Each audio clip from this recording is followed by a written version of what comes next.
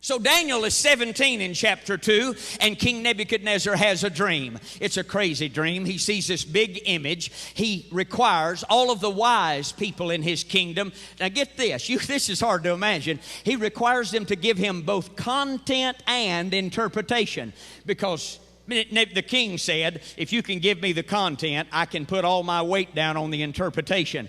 They said, well, king, this is preposterous. We can't give you the content and the interpretation. At least give us a clue. He said, I'll give you more than a clue. I'll put an axe to the back of your head if you don't tell me right now. So the people started making stuff up, and heads started falling. There's a knock on Daniel's door. Hananiah, Mishael, and Azariah stand behind Daniel as they open the door.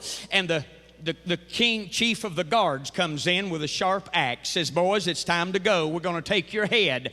But at that very moment is when Daniel says, could I pray about it? Give us just a little time to pray. We didn't have any warning. This didn't take God by surprise, but it surprised us a little bit. We'll pray about it. So here's what they did. They prayed, and they got into a praising meeting. Read chapter 2. They started extolling God. They started worshiping God. They started talking about the mercy of God, and the next thing you know, God gives Daniel a revelation. He gets both content and interpretation.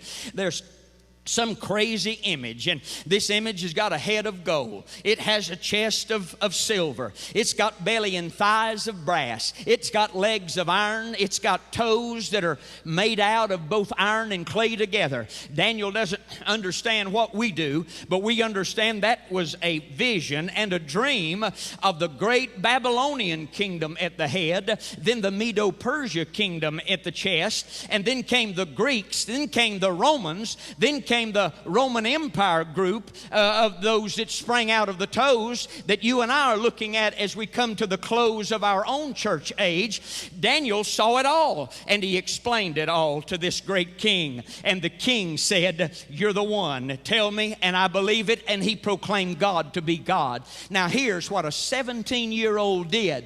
Let me give you the theme for that chapter. Are you ready? Here's the theme of the chapter. When crisis breaks in on your head, when crisis breaks in on your world, don't panic, pray, praise. There is a God in heaven.